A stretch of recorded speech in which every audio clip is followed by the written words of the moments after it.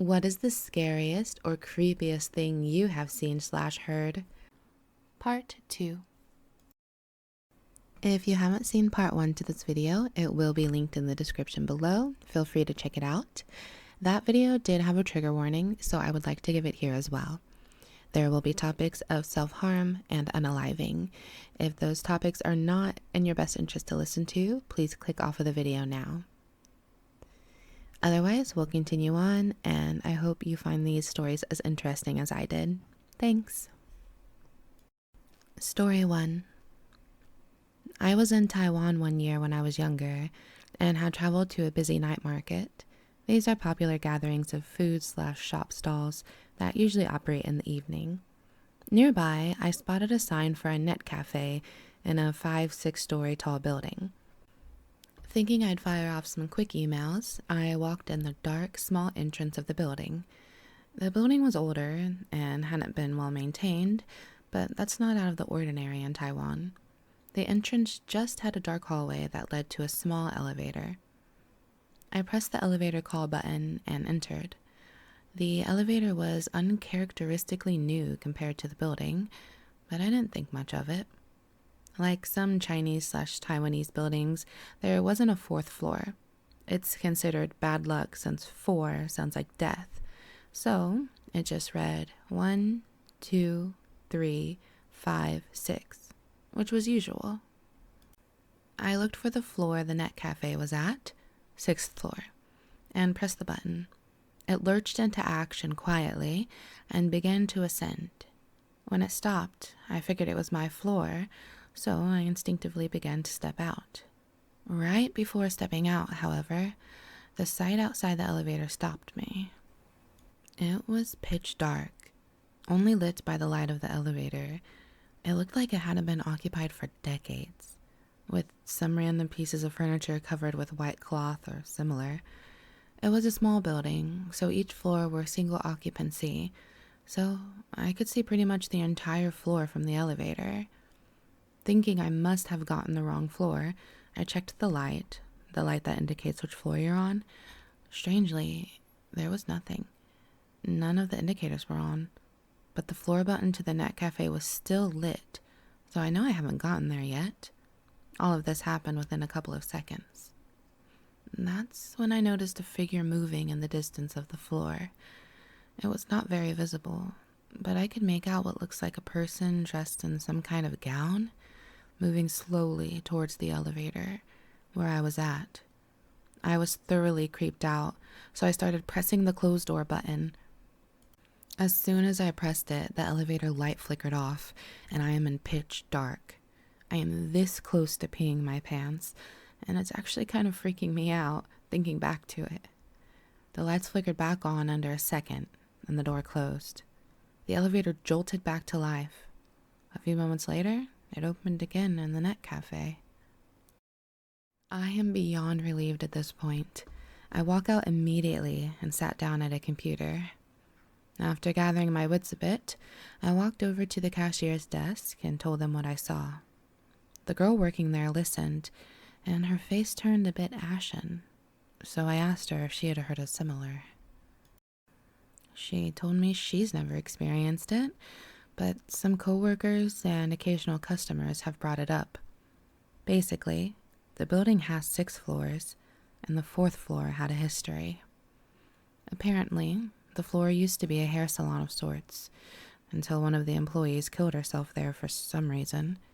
She slit her wrists over the hair wash station and died. The store continued operations, despite stories of weird appearances. When customers got their hair rinsed, the water would look a little red, like the customer was bleeding, things like that. And a couple people reported seeing someone's figure walking away in the mirror, but wouldn't see anyone when they turned to check. Naturally, the business closed down a few months later. The building owner tried to re-rent the place out, but never had any luck. Most businesses are quite superstitious, and no one wanted to rent the 4th floor after someone had died in it, even at a very cheap price. Finally, after dropping the price to nearly nothing, a stationery supply store wanted to rent. During the renovations of the floor, however, Several accidents would happen. Tools would end up in strange places. A mirror from the previous business shattered when no one was near it. And finally, a worker had his hand jammed between the elevator doors when it closed on him unexpectedly. The workers refused to continue working, and finally, the business left, and the building owner finally gave up and shut down the floor. He then had the elevator company come in to replace the panel so that the elevator could not go to the fourth floor. Let me repeat that. The elevator was programmed to never go to the fourth floor. It doesn't even have a button. But for some reason, sometimes when people take the elevator, it goes to the fourth floor and the doors open, and some, like myself, would see a figure walking around in the dark. Story 2. In 2007, I finished college and was offered a position as an admin in a small town, working with local law enforcement. It was a 6-month contract and paid really well, so all within a week, I accepted the job, found a furnished place to live, and took off for my adventure. The town had just over 15,000 people, and the apartment I chose was on the top floor of a 3-story building that was built in the 1960s. It was quite large and had nice hardwood floors. The walls were somewhat thin, and I heard my neighbor a few times, especially at night when it was quiet. When I first got there, I knocked a few times with the intention to introduce myself, but they never answered, even though I had heard them inside. After a week, I assumed maybe it was a reclusive person, so I slipped a note under the door saying hello. I worked with the same officers all the time, on a rotating shift, and 3 weeks into my stay, I was on the afternoon shifts, which meant I was getting home around 2 a.m. As I came down the hallway of the building, I saw a light coming from under the neighbor's door, and saw the shadow of feet under the door, and the peephole went dark, as if they had heard me and were looking to see who was in the hall. I figured if they wanted to say hello, they would have. So I simply waved hello and went into my apartment. Over the next couple of weeks, this happened 3 to 4 times again. I was pretty sure I had a reclusive but nosy neighbor. Then one night after work, I crawled into bed at 3 a.m., and I could hear that my neighbor was moving around in the room of theirs that adjoined my bedroom. About 10 minutes later, the noises got louder, and it started to get me worried. They had never been this loud, and it almost sounded as if they were being attacked or having a heart attack and knocking things over. I ran out of the apartment and started knocking loudly on their door, but they didn't answer. I called out to them, saying I was worried about them, and that if they didn't answer, I would call for help. Still, no answer. I ran back into my apartment and could hear bangs through the wall, so I called the police station and asked my coworker to send an officer over. I went and knocked on my neighbor's door one more time, but no answer. I headed down to the lobby to wait for the officer, who showed up within 5 minutes. I had gotten to know him a bit. We went up and knocked on the door, but still no answer. I took him into my apartment, and we could still hear loud thumps every 5 to 10 seconds, and then a huge bang. The officer asked if I could go get the building manager to open the door. She lived 1 block away, so I said I'd run over and get her. Luckily, she was a night owl and watching TV. I told her that my neighbor was being really loud and wouldn't answer the door, so she grabbed the keys and we headed over. The officer was waiting for us in the lobby, and she asked which apartment it was. I told her 304. She looked at me weirdly and said, 304 is empty.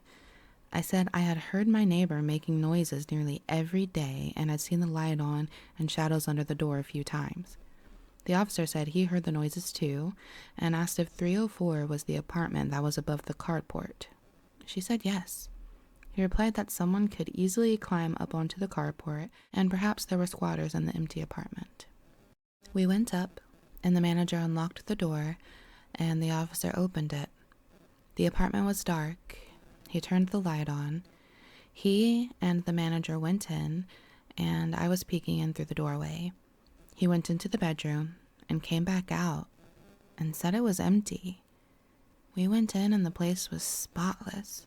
All but 2 of the windows were locked, and no signs of squatters. We all just stood there, scratching our heads. The officer looked at me and said, "You're not crazy. I heard the banging too." I said maybe we scared them off and that they had come and gone through the unlocked windows. We double-checked that all windows were locked and headed out. On our way out, I looked down, and there on the floor was the note I had slipped under the door a few weeks earlier. We locked the apartment, and I said I'd keep an eye out and call them both if I ever saw the light on or heard noises. Fast forward almost 6 weeks, and I was again on afternoon shifts.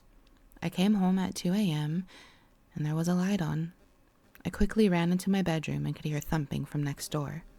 I called the station and asked an officer to come out, and then called my building manager. I slipped down to the lobby and waited for them. A different officer showed up, and I knew him too. My building manager arrived, and all three of us headed upstairs. The light was off, and the building manager unlocked the door. The officer went in, and everything checked out. We checked the windows again, and they were all still locked. I apologized and tried to rationalize it, that I had just come off of 4 days of 14-hour shifts and was tired, but I knew I had seen the light on and heard thumping. 2 weeks later, the apartment was rented out, and I got a chance to greet my new neighbors. I told them to keep an eye out because we were sure squatters had been coming in and out, and I relayed the stories to them. My final week there, the station had a barbecue, and we were talking about the squatters that no one ever saw. I told the first officer about the second call out and how all the windows were locked that time, but I knew I had seen the light on and heard thumping next door. He asked if I wanted to hear something funny. I said sure. He said he was going to tell me earlier, but didn't want to freak me out. He proceeded to tell me that 3 months before I moved in, he personally responded to a call to my neighbor's apartment for a very bloody suicide. The person had done the deed, but had second thoughts and called for help. When they arrived, the person was unconscious, but they had obviously panicked, and a chair, lamp, and side table had been knocked over, and there was blood everywhere. Unfortunately, they passed away before getting to the hospital. I just stared at him, and he reminded me he had heard the banging too the night I called him over.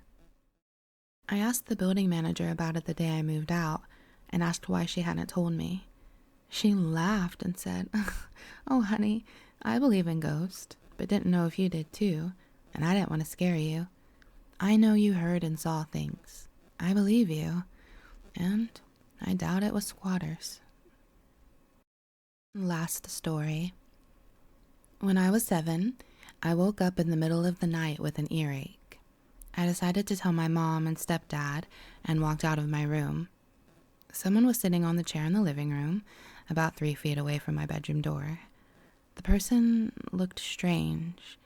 The face was just kind of distorted, but it was dark and I couldn't see well.